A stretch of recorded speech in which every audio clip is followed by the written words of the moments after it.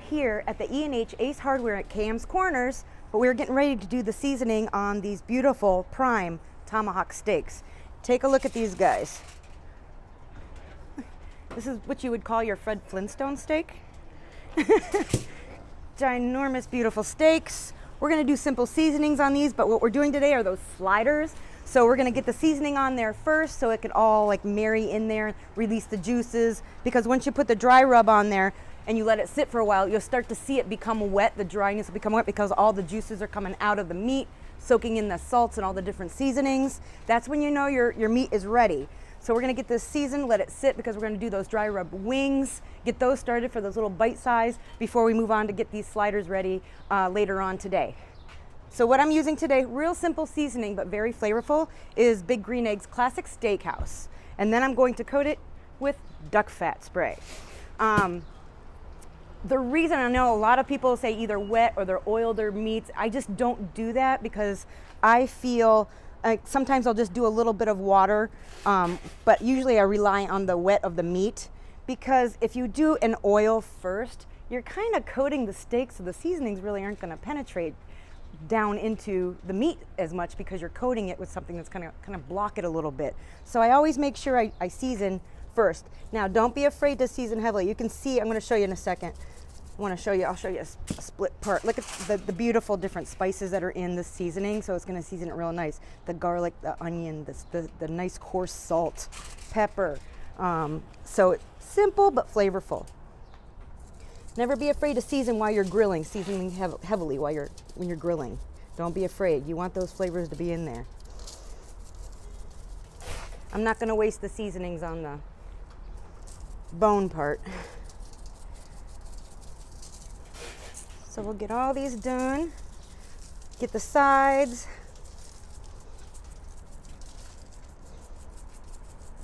I always make sure I put my hand around because I want to catch everything. That way I can pat it on the side, because a lot of times when you season, sometimes you're careless and you get like seasoning everywhere. So just be careful a little bit when you're seasoning. Always put your hand around it a little bit. That way you can catch and just wipe it on the other side. And then when we're done, we're just going to spritz with the duck fat spray. Make it nice and glistening. And there we have it, guys. Okay, we'll be back.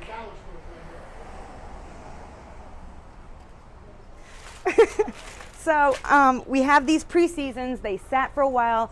Now you can start to see the glistening from all that spices that have been sitting there for a while that are glistening out now. So these look beautiful because all of those salts and everything are going into the meat. So we can get them on the Traeger. I have the Traeger at, I think I have it at 425. I do. So we can get these nicely sliced up, put together our sliders for our second course today. I have, of course, some nice local products, fresh tomatoes. I'm gonna do a little salad on the side of just some fresh cucumber and tomato. I'm gonna do a little balsamic vinaigrette, a white balsamic vinaigrette on those. And then also, of course, our beer pairings today, which is very important. We have good old fashioned, we have platform beer. This is a great complement to the meal I'm making today. It's the New Cleveland ale. So this one is really basic. So you don't want too many flavors because you got so many flavors going on today with the wings and the sauce and then the tomahawk, and you got all those different things on the sliders. So we're gonna try to keep that simple, but we want something good to wash it down with.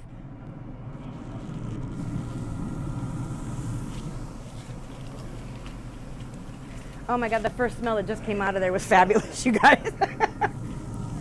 I'm going to keep monitoring this temperature because I am going to yank these at 130, 135 degrees because of medium rareness, but I will leave one on while we're still going because there'll be a few people here that won't want medium to medium rare. They'll want them a little more well done.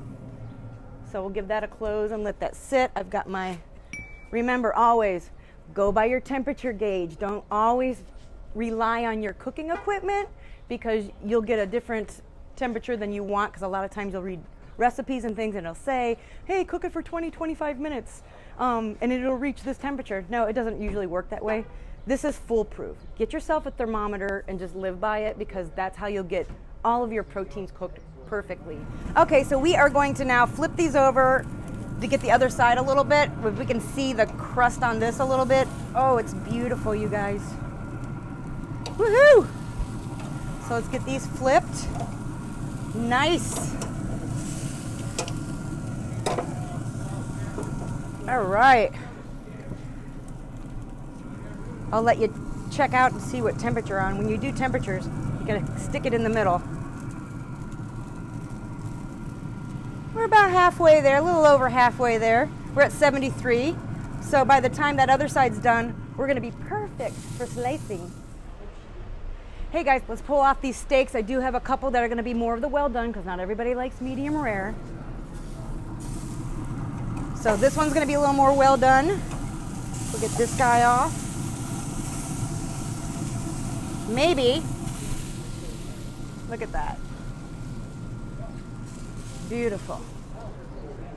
Thanks for all your tips. Thanks for stopping by. It's another beauty. Nice crust on there that formed.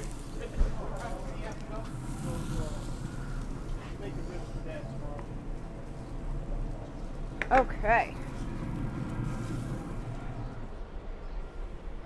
Time to arrange the sliders.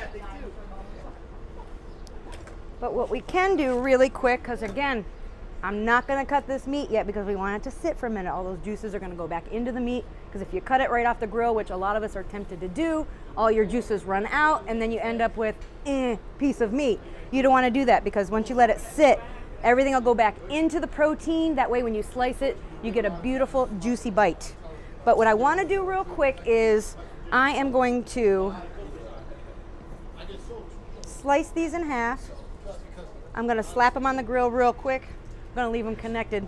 These will be a little more trouble. I get this one too, just so we can get a little quick smoke taste on a little grill. And you can see, remember when you sharpened this knife earlier? You can see it's not even a serrated blade, which you would use for cutting bread. I am slicing right through these, no problem. Clean cut, not rigid, not flaking, because these are damn good knives you guys are getting each one of these events. Fun time now. Perfect. Nice and toasty. Nice and toasty. Okay, so we have the tomahawks out. They've rested nicely. So now we can start assembling our sliders. Now on the recipe, I've done, this is really basic, but again, really delicious, because you're getting all the flavor really is in your meat, with being the ribeye. Basically a tomahawk is a ribeye. So if you take this part off and you look at this part, it's a ribeye steak. A lot of people don't realize, but they leave the rib bone on. And what's also nice is that you can actually, when you take these off, or even beforehand, a lot of times if you get the bone on, you can save the bone part for soups and everything like that. So multi-use, for especially if you get this kind of stuff, because you can save this part. So juicy.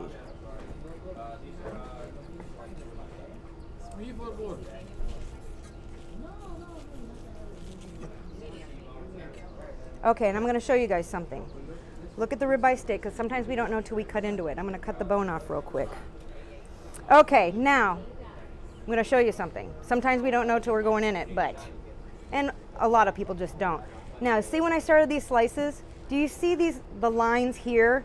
Okay, this is called the grain of the meat going down. Now, if you slice it this way all the way through, it's going to be a little chewier, which is fine. It's a beautiful tender piece of meat, but you want to go against the grain, because that's when it's just going to bite perfectly in your mouth if you don't like chewier meat.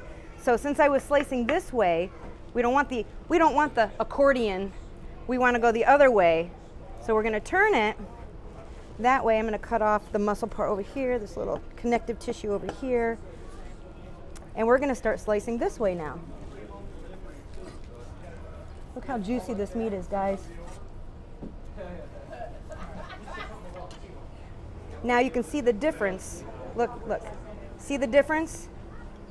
This is how it's going to be so much easier. This goes with any of your beef that you do. This is the kind of cuts that you want, not this.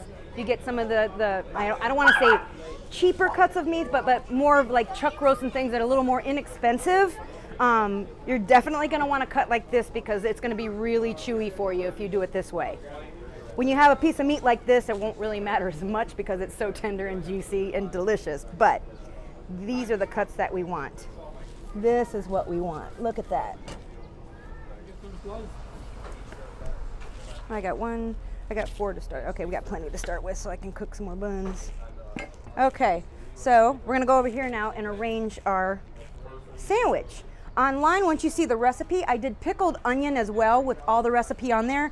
Didn't bring it with me today because not a lot of people like that pickled taste, so we're just gonna stay basic with the nice fresh lettuce.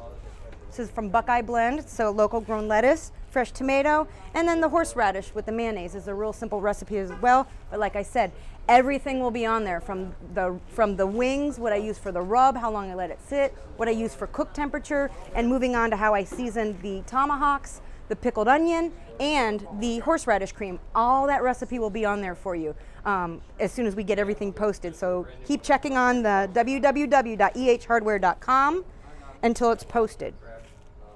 Okay, so horseradish cream.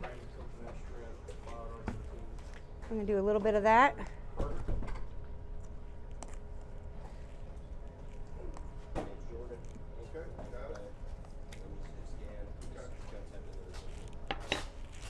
A tomato.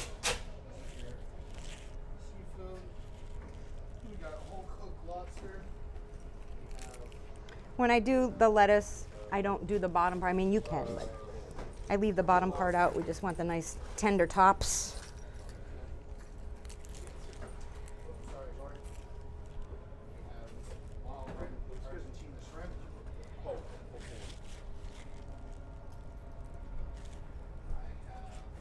Now, Dad, you know you want to make this ribeye sandwich when you get home, or maybe this weekend. You never know, you might make it. Delicious. Oh, these are beautiful, you guys. I can't wait to eat one myself.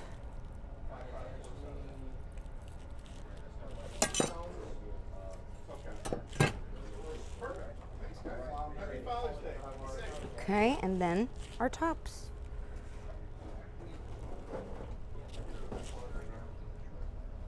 Beautiful sandwiches.